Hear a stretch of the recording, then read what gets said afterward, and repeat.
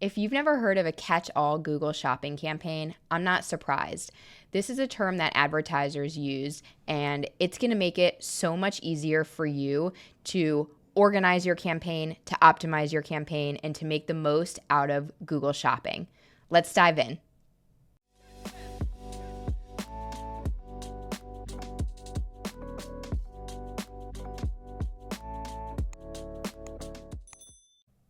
Okay, now it's time to get visual. I'm going to walk you through exactly what a catch-all Google Shopping campaign looks like. I'm going to get right into an example of what a catch-all Google Shopping campaign looks like. Right now, we're looking in the Google Ads campaign for Durham Warehouse, which is our in-house e-commerce brand. So over here, we're in our shopping campaign. I'm going to click on our ad group, and what you're going to see right here is we have all products, and every single product that we have is listed with no segmentation, no breakdown. We have tried pretty much everything. We have sorted our campaigns looking by brand. We have looked at them by price. And a catch-all Google Shopping campaign really is what has worked best for us. So if you see over here, you can see that all my products are listed right here. It just says the product ID.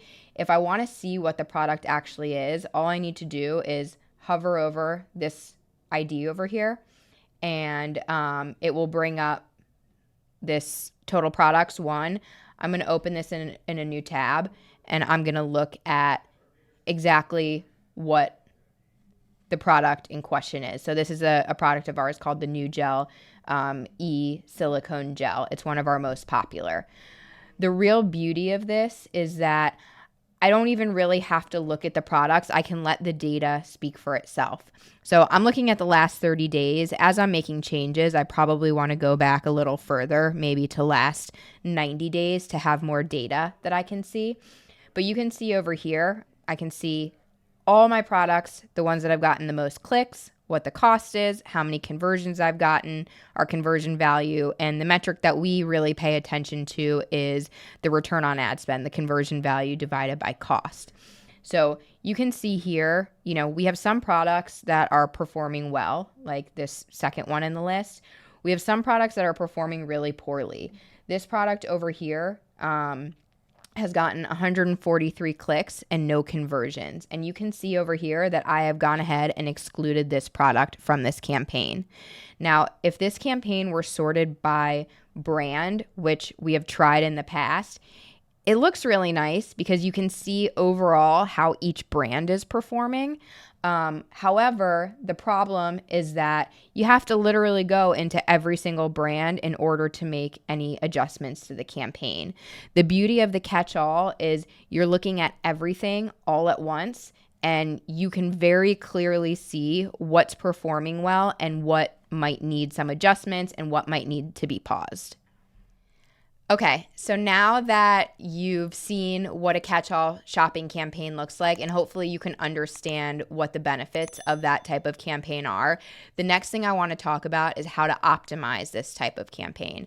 I started touching on this a little bit when I talked about pausing some of the poor performing products, but when I'm optimizing my catch-all campaign, what I want to look for is what's called a keyword hog. And a keyword hog kind of is exactly what it sounds like. It is a keyword or a product that's hogging a lot of the budget.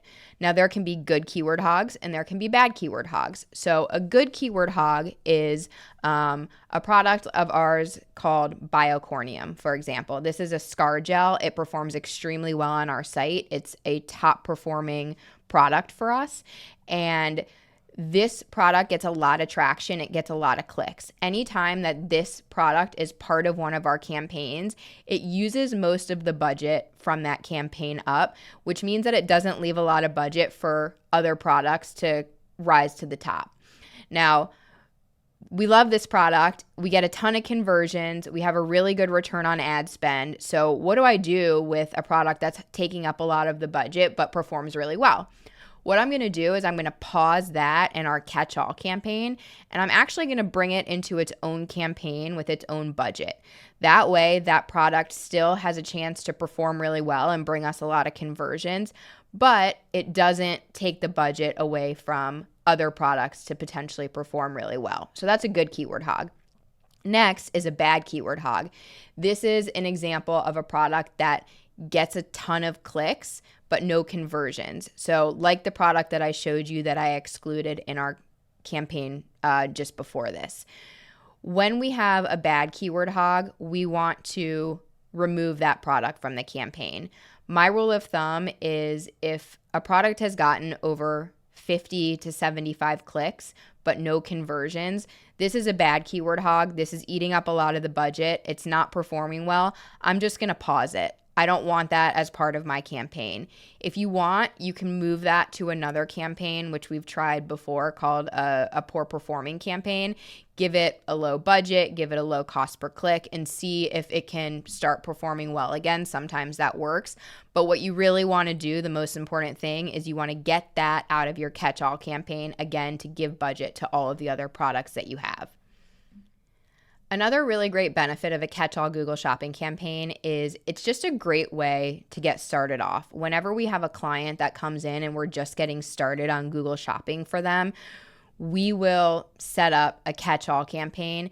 It allows us to see which products are performing well and which products are not performing well.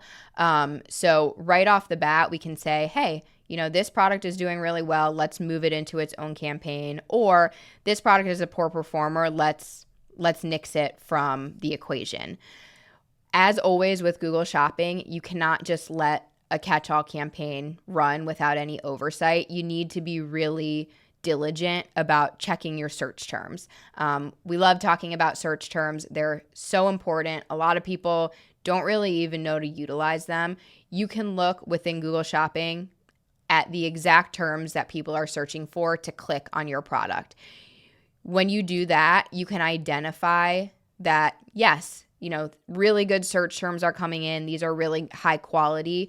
Or many times there are garbage search terms that are coming in, and you can exclude those also from the mix. So make sure that with your catch-all campaign, or really with any Google Shopping campaign, make sure you're paying very close attention to the search terms that are coming in, as this can be a big budget saver.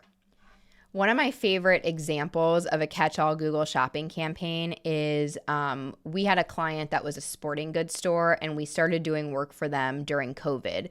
They wanted us to set up all these different type of campaigns with, different segmentations and for different product categories. And because they had so many products, we recommended that we start with a catch-all Google Shopping campaign.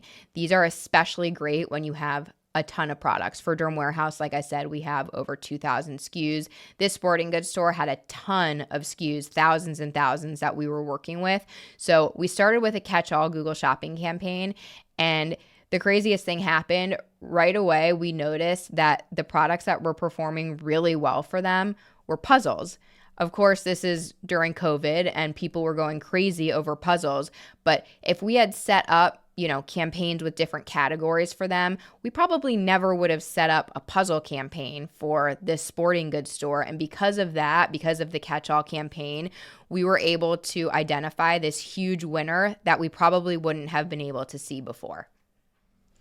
I hope you found this video on catch-all Google Shopping campaigns extremely helpful. Please make sure you subscribe to the Media Captain on YouTube. And if you have any questions, feel free to contact us at themediacaptain.com.